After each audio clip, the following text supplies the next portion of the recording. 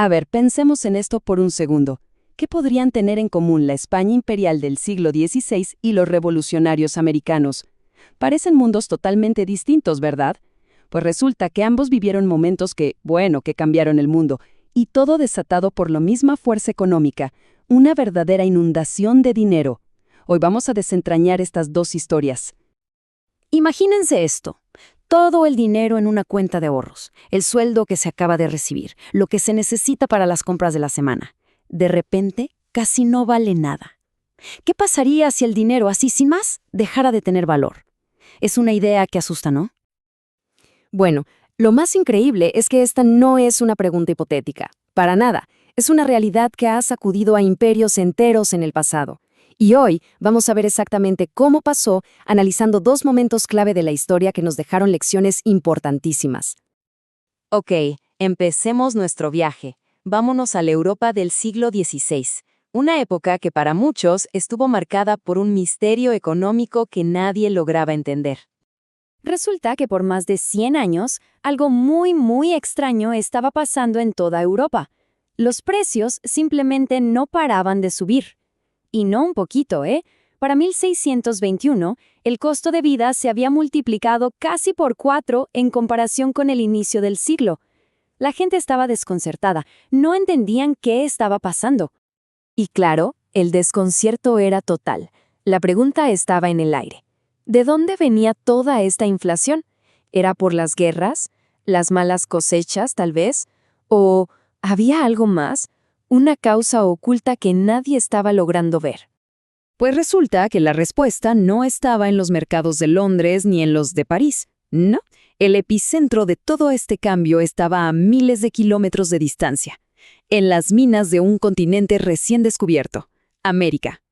Y aquí tenemos, digamos, la prueba del delito. Las cifras de importación de metales preciosos a España son de verdad asombrosas. Fíjense en el salto de la plata. Pasó de unas 86 toneladas en la década de 1520 a más de 2.700 toneladas para la década de 1590. Era un verdadero tsunami de plata que estaba inundando Europa. Para que nos hagamos una idea de la magnitud, se calcula que solo en el siglo XVI llegaron a España unas 16.000 toneladas de plata desde América. ¡16.000!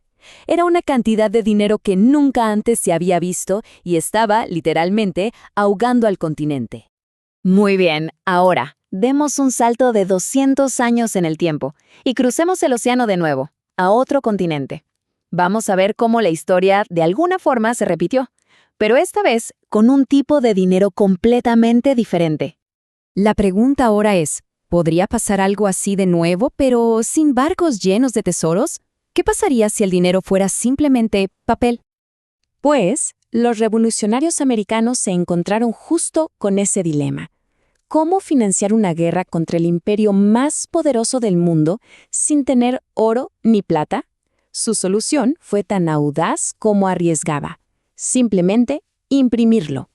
El Congreso Continental le dio a la imprenta. Empezaron con 5 millones en 1775, pero para 1779 la cifra había explotado, llegando a un total de $200 millones en su nueva moneda, el Continental.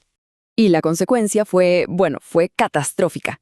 En tan solo 6 años, los precios se fueron a las nubes, multiplicándose por 220 veces. El dinero de papel perdió prácticamente todo su valor.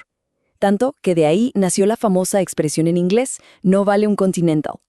Entonces, ¿qué tenemos aquí? Dos historias, dos inundaciones de dinero, una de metal precioso y otra de simple papel impreso. Y aunque a primera vista parecen súper distintas, en el fondo nos revelan exactamente el mismo principio económico fundamental.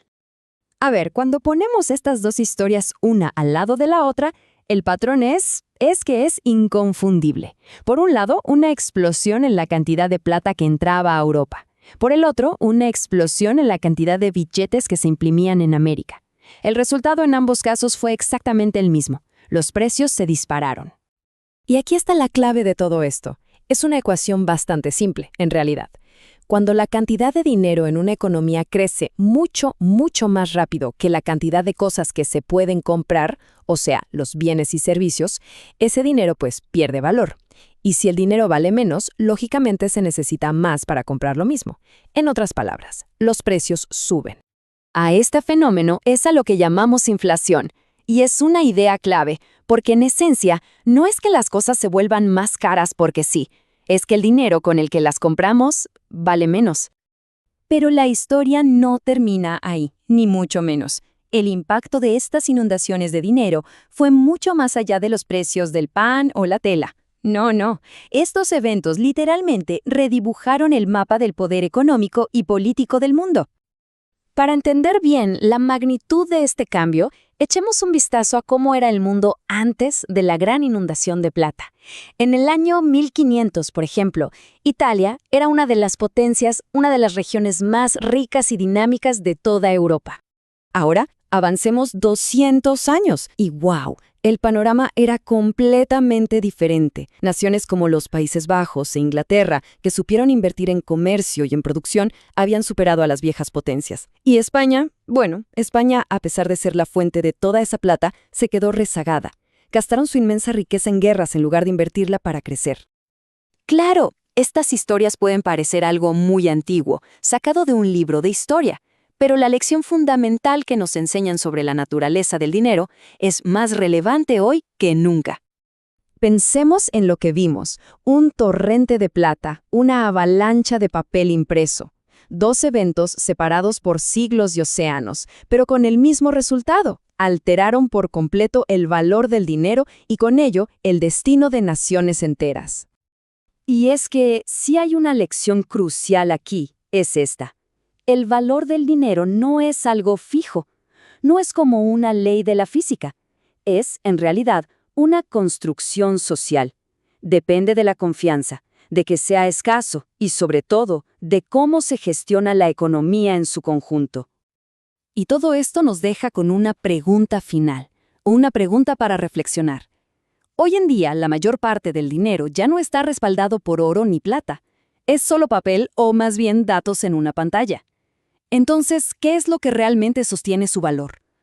La historia, como acabamos de ver, nos ofrece algunas pistas y advertencias cruciales.